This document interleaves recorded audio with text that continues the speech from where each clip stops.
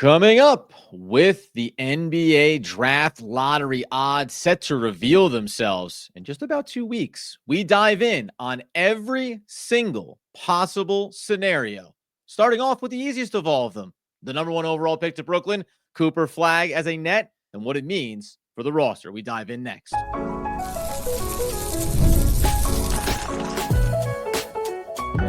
You are Locked On Nets, your daily Brooklyn Nets. It's the Locked On Nets podcast, right here on Locked On Podcast Network. It's your team, the Brooklyn Nets, every single day. He's Doug Norrie. I'm Adam Marbeck. We thank you, as always, for making us your first listen of the day. We're 100% free on all those great platforms, and let you know that today's episode is brought to you by Amazon Fire TV Stick 4. Oh, you know that you can turn any TV into your Xbox. No console needed. Head to Amazon.com/Fire TV Locked On to learn more. And Doug, what we're going to dive into is the first day of many days all throughout this week, going into next week, leading up to when the draft lottery odds finally get revealed. What are all the scenarios that Brooklyn's going to play out here, from not only where they land in those odds and who they will take, how it impacts the roster, and probably how it dictates the rest of the first round for them as well? Yeah, I want to say the whole entire future's on the line with this draft, because that's clearly not the case. But in terms of where the Nets have drafted in the past, no draft has been more important than this one for more years than most of us can, want to count. It's going to take both our hands and maybe a couple feet to get into where the Nets are drafting, and the draft means this much to the franchise. And that's what they're kind of staring down the barrel at come May 12th, where it's at least, the draft pick won't be made there, but around a certain area, it will kind of be made depending on where they land, right? And so what we're going to do over the next couple of weeks is kind of break down what we see possibly happening with if the Nets were to get each one of these picks. And this will be a little bit of draft prep via the lottery, right? Where we're still unsure of where they're going to land. So the easiest place to start is obviously with number one, where there is just a consensus number one overall pick. Right now, the Nets, as it currently stands in the lottery odds, have a 9% chance of hitting the number one pick overall. That's compared to the 14% chance that Utah, Washington, and Wizards have, Washington and Charlotte have, and then New Orleans at 12.5%.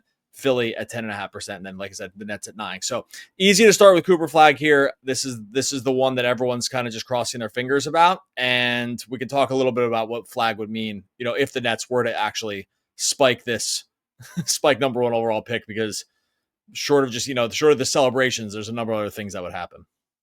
Yeah, of course, only 18 and a half years old at the time of the draft. So it means you're getting a player who's not only on paper, as a prospect, going to be a generational talent at the NBA level. You're also going to get the guy, the youngest possible age point that you could. So in this scenario, spike, the Brooklyn Nets grab the number one overall pick to take Cooper Flagg. Mentioned age, obviously a massive factor, along with his 6'9" size, 7'1" wingspan, and then all the things that he accomplished in 37 games this past season, averaging over 30 minutes, knocking down 48% from the field, 38.5% from beyond the arc. Solid at the line, obviously. Nearly 8 rebounds per game to go along with his 4 assists, over almost a block and a half, steal and a half per game as well. Listen, the easiest way to frame him, even beyond just being a generational talent, is it also represents for the Brooklyn Nets a mold of player at the 3, at the 4. We can talk about that they simply have they've never had. And we know by today's NBA standards, you need this type of athlete who can play in the front court for you to make a real difference and open up your entire roster and make every player you think is pretty good, really good. Make every player that you think is great, incredible. Whatever the version of it is, Cooper Flagg can unlock a lot of things for Brooklyn. Yeah, look, I know people throw around the word generational a lot now, and more than they should, just because it's a nice word to throw around come draft time. It's like, generational. You can't have a generational talent. Another generational talent. Yeah, these guys are everywhere. Yeah, exactly. Like, you can't have a generational talent every single year, because then it just strips away the meaning behind generational. But with Flagg at place, and one way you can know if it actually fits is if NBA fans knew this name 3 years before he was eligible to be drafted, or 2 years before eligibility, before he even hit the college scene. And that is the case with Cooper Flagg. People have been talking about him since he was young, but really starts picking up sophomore, junior year of high school, eligibility wise. And so he's been on the radar for years. Teams have been eyeing this draft for years because there are other players here, but specifically because of him. Sort of the same way they've been eyeing the Wembanyama draft in the same way. And you just can't say that about every draft. Yes, there's kind of consensus number one picks at the top of drafts. We see that year over year after year. Not always, but often. But rarely where the player has been spoken about well in advance of the draft. That's how you know you're getting there, right? It's like when this guy is a basketball household name before he's even stepped court in a college or like, semi-pro setting. And that's just been the case with Flagg because he's basically just has everything. Like he's the perfect prospect. Like was the best offensive player in college. He was the best defensive player in college. Like the shooting splits are really good. The efficiency is good. By all accounts, the work ethic's great. Like by all accounts, like the basketball knowledge, like whether he's all in on basketball or not, like he kind of checks every single box from what you're looking for in being a surefire, no doubt guy you would take number one. Yeah, we see players like this not get all the way there, like fully on the promise for sure. So I'm not going to sit here and say like he's a Hall of Famer right now. That would be silly. Right. But you start the conversation by saying, would 101 teams out of 100 take him with the first pick? And it's like, definitely. There's no question. And that is when you start talking. And by the way, no question. And they would have done it like last year, right? Yeah. Like right. I remember there was a famous, I don't know if he's there on this. I remember there was a famous quote about LeBron when he was coming out of high school. And I just always stuck with me. It was in a Sports Illustrated article, 20 plus years ago now.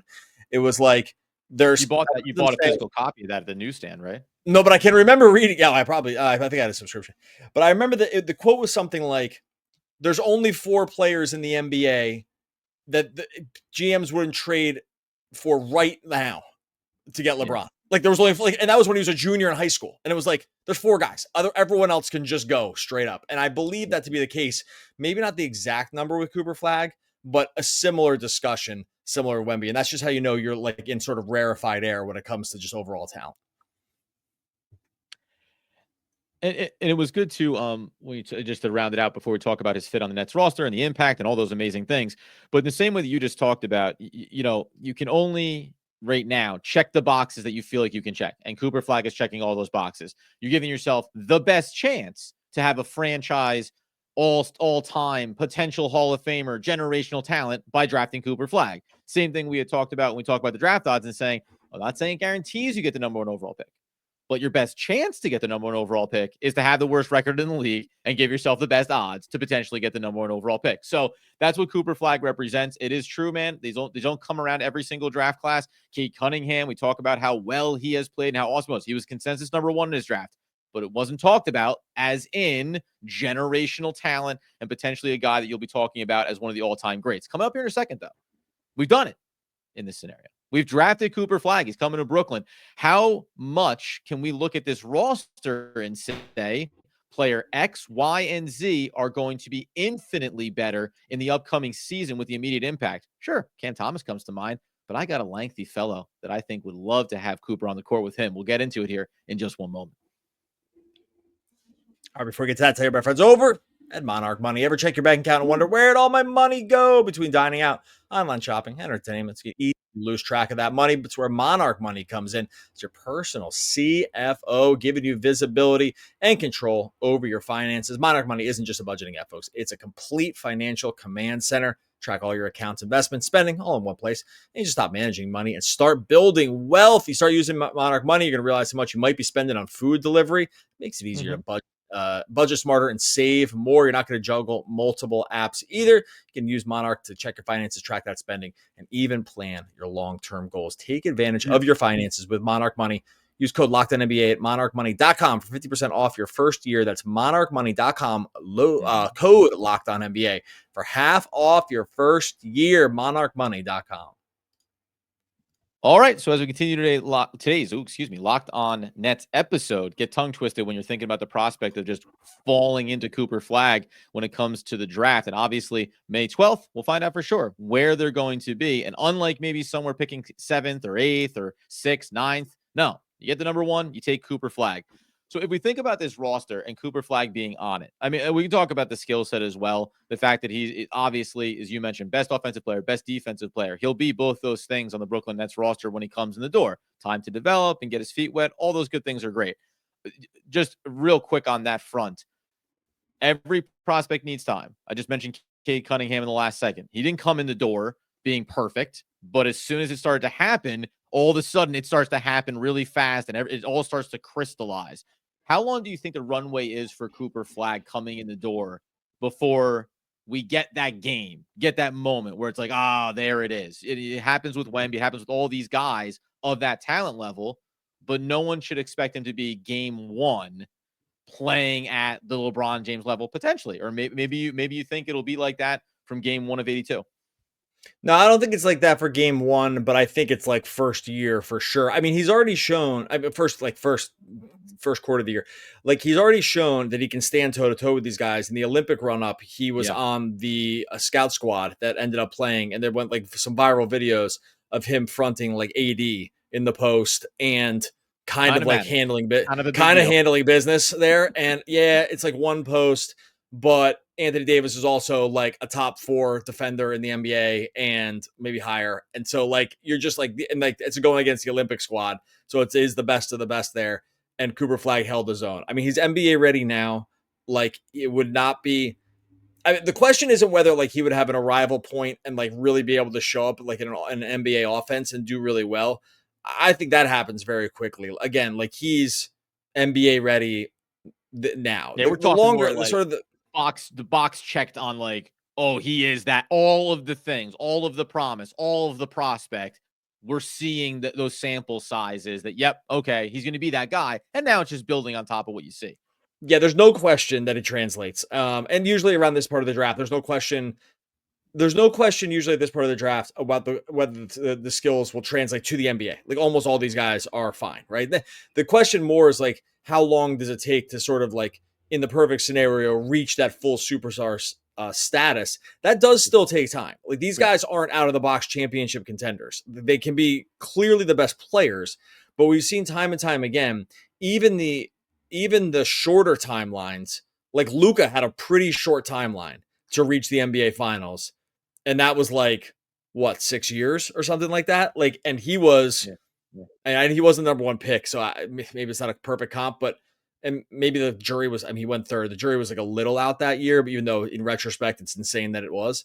But like overall, these guys still take like LeBron, Wemby, we've seen like he got hurt. I mean, like, and it wasn't like they were going to the finals this year or anything like that. This stuff still takes years. So whether or not he comes out and is just like ready to play in the NBA, I think that's question solved. I don't think there's anything to that. It's more like, what timeline do you set yourself up for?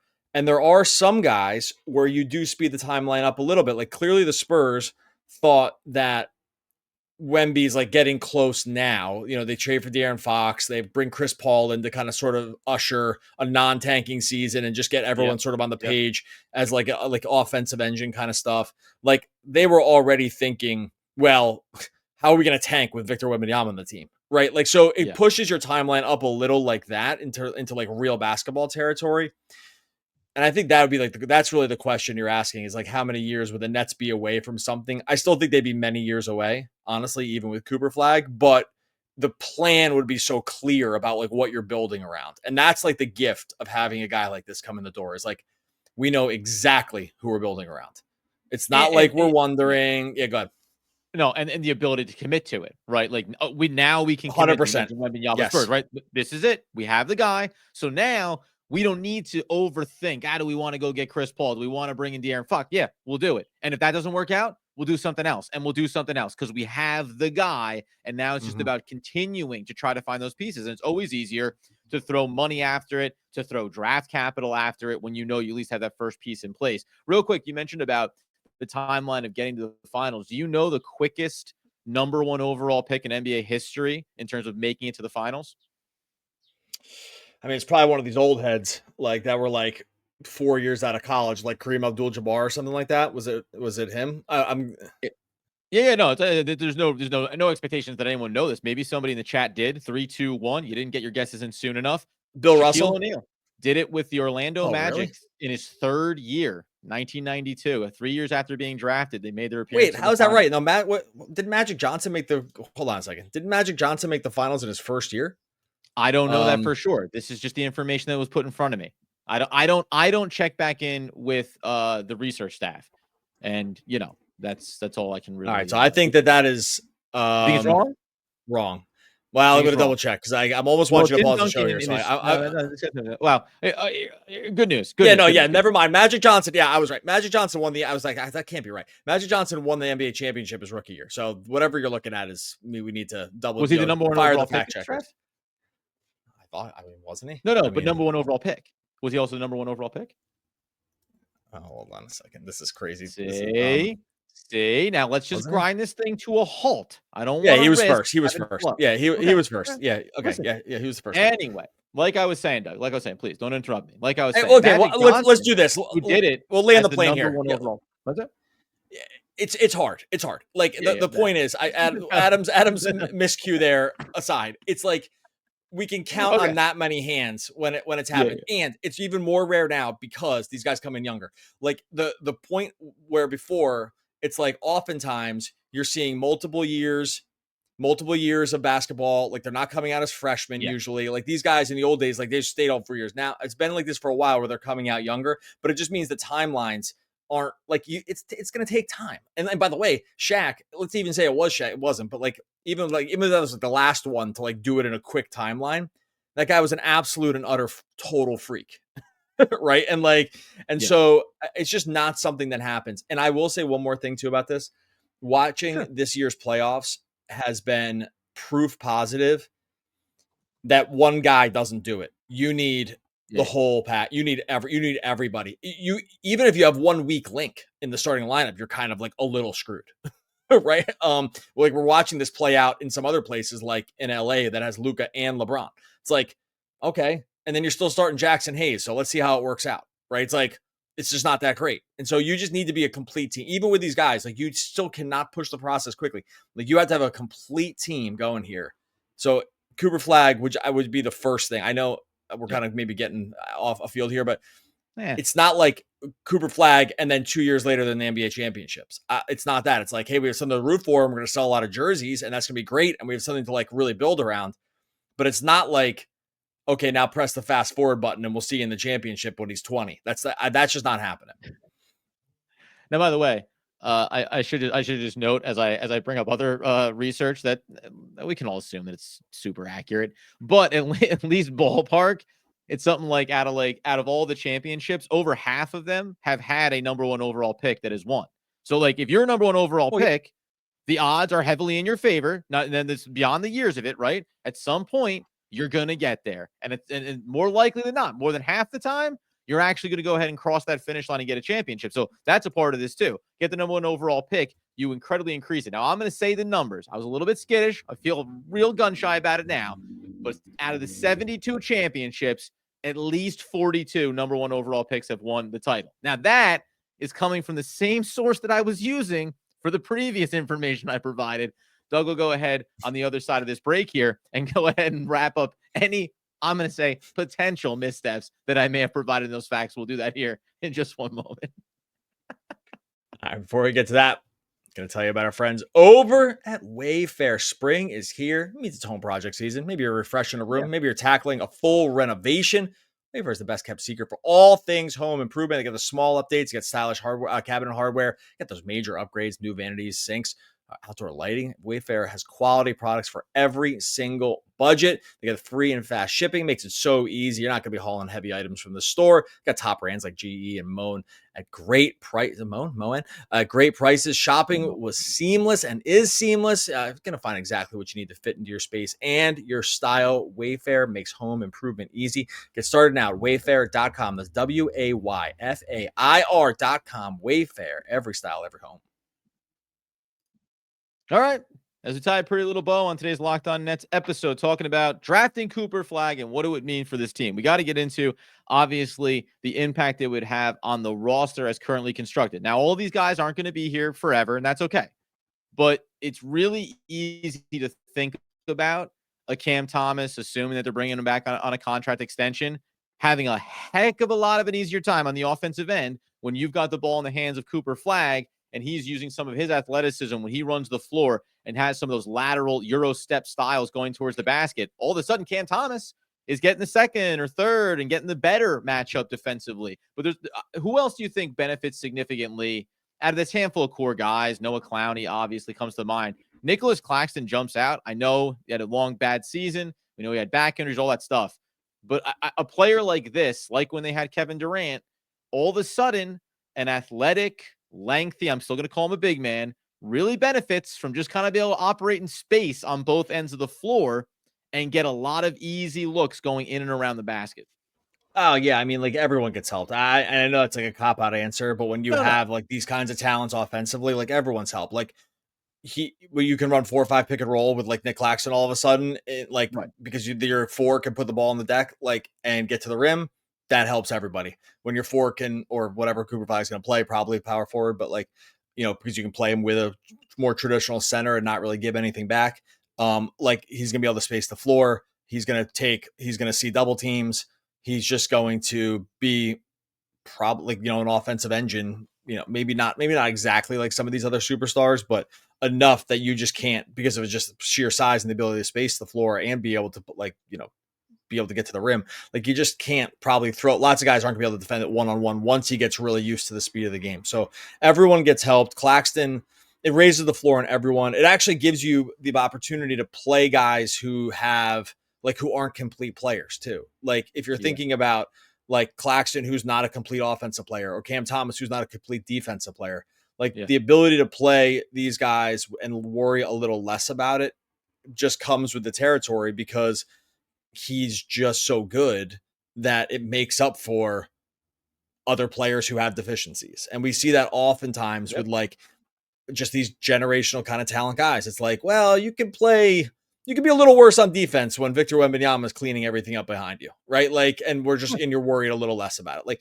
you can be a little worse on offense when it's LeBron James running it. And I don't know if I'm putting him on the same category tier as those guys, but the point is you can make a pretty long list of a lot of guys like that, right? That are just, everyone can be not quite as amazing when this guy is so good. And the thing with the NBA is, and what makes talent maximization so important, is that when there's only 5 guys on the court, and this is why the best players tend to win out year over year. Like you need one of these really, really good guys.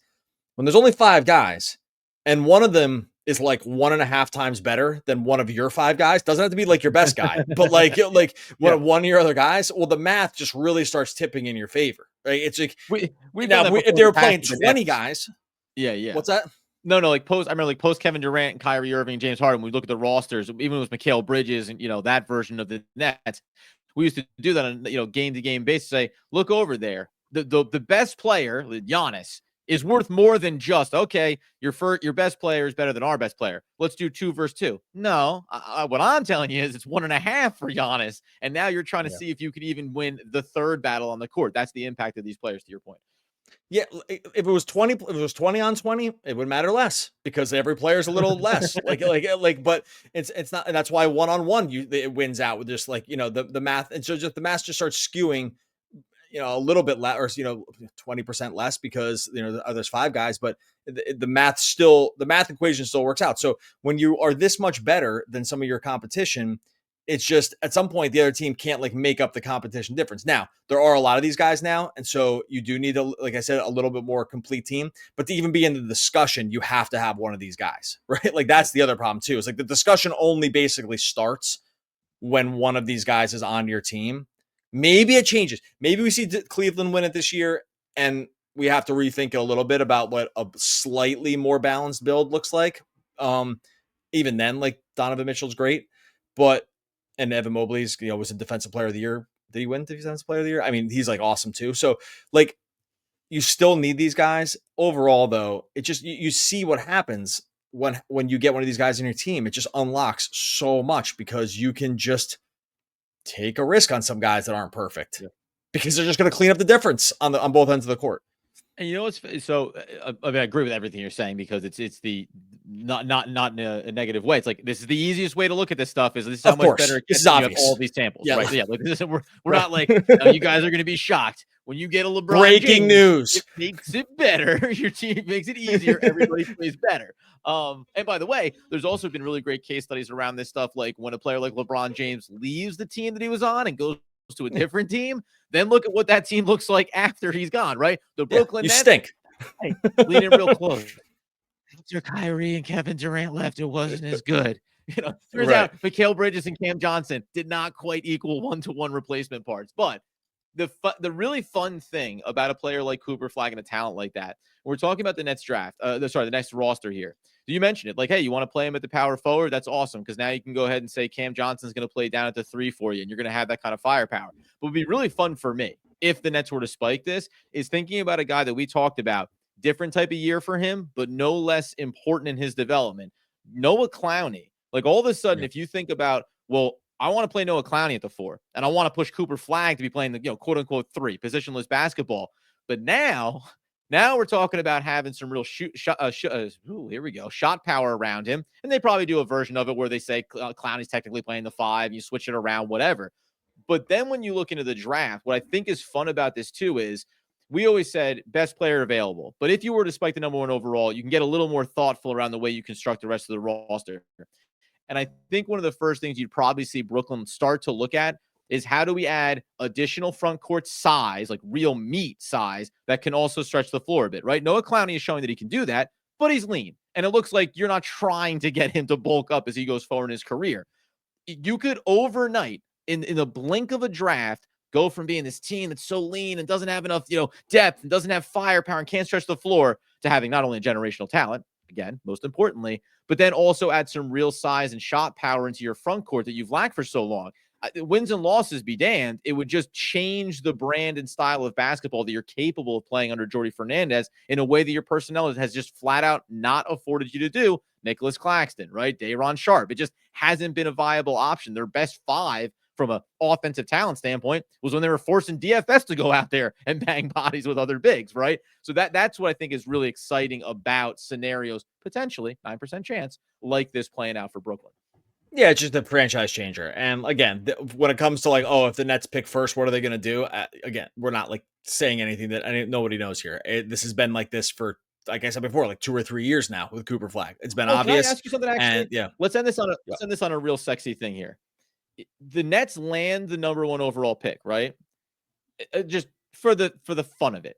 A world where the Lakers pick up the phone and they go, "We'll give you Luka and some other stuff." What, you know what I mean? Like, is there a version for you where if you were Sean Marks, you'd go, "Oh, I'm sorry, you're offering us what for? Supposed to be generational talent. Almost assuredly will be 18 and a half years old, but there is at least the unknown of still getting there and proving it at the NBA level." There's probably maybe only 1 or 2 guys you'd have that discussion about, age being the biggest factor, regardless of talent at this point. I just think you'd probably have to stick with Cooper Flagg. I mean, that sounds crazy. I mean, for Luka, Luka went to the championship a year ago, so maybe, no. I think I'd do it for Luka. Yes, never mind. I take it back. Luka, Jokic. There's probably a decent amount of guys that do it for it, because I just think you just know. It's really like, you just know, right? Like you say, you know what's going to happen if the Nets got the first pick. It's just, man, imagine if Denver going through, hey, we don't know what direction they're heading in. You didn't think to give up the Joker, but for Cooper Flagg to reset their franchise and be younger and all those things, all of a sudden you're Brooklyn and in your market and you want to compete for the headlines. Well, having the Joker there does immediately change your narrative around what you are. Thank goodness for the Nets for some of the, I don't think they're going to do any of that stuff, but thank goodness for the Nets is the roster so bad that they can't even make a case to do it. Because that actually is going to say, I think it's going to save them with the Giannis thing. Like, what's going to save them with the Giannis thing is that Giannis with like that group, like, just looked like they had no chance. And the Nets, for as bad as the Milwaukee thing is, like, the Nets roster is worse. And so it's like, it's going to save them that they just have so little behind that they won't even be in the they won't even be in the conversation for them. That's my take on this. I know we're going to get out of this with Cooper Flagg, but like, I think they're like, they just have to keep Cooper Flagg. It's like, we can't even do it. Like, we can't even put the guys, or we don't have the things to put them around. I know there's all these other picks, but they're going to need Cooper Flagg plus some of these other guys that we're talking about, like, later when the actual draft comes around, when these set places, they're going to need one of these other guys to hit too. Like, it's not just going to be their first pick needs to hit. Like, they need to hit like at least two guys from this draft to really kickstart the discussion. So that's why we need 9%, baby, one time. Come on. Right. Come on. What's the difference between 14 and 9? I mean, it's 5, but still, come literally on. One time. Nothing. Let's go ahead and literally nothing. and then by some people's perspectives, literally nothing. But Cooper Flagg obviously would be a franchise changer for the Brooklyn Nets. That little thing we just discussed right there, would you though for? Guess what? that becomes more interesting as we move to pick number 2 and 3 and 4 and 5. That'll probably be something we discuss as we continue to have these conversations moving towards the draft lottery odds on May 12th. All right, well, like we said, we're going to roll through this the rest of the week. Number 2, 3, 4, and on you go. Looking through this draft as we roll through the playoffs. The playoffs have been awesome, 6. by the way. As we roll through the playoffs. In the meantime, make sure you subscribe to Locked On Nets on YouTube. Make sure you subscribe wherever you listen to podcasts. 9. Remember that sometimes not getting what you want is a wonderful stroke of luck. And that was some woman named Dahlia Lama. You don't often get me, buddy, with the ones like that. That one got the some woman part. The some woman was great because that one is so great because it's like so obtuse that there will be people that I'm gonna say it now that Adam's kidding, but like there would have been a group out there that wouldn't have been 100% sure. But that's so that one got me. Yeah, that one got me. Okay, well, one of the all-time great poets. We're back again tomorrow talking more Brooklyn Nets basketball. Basketball.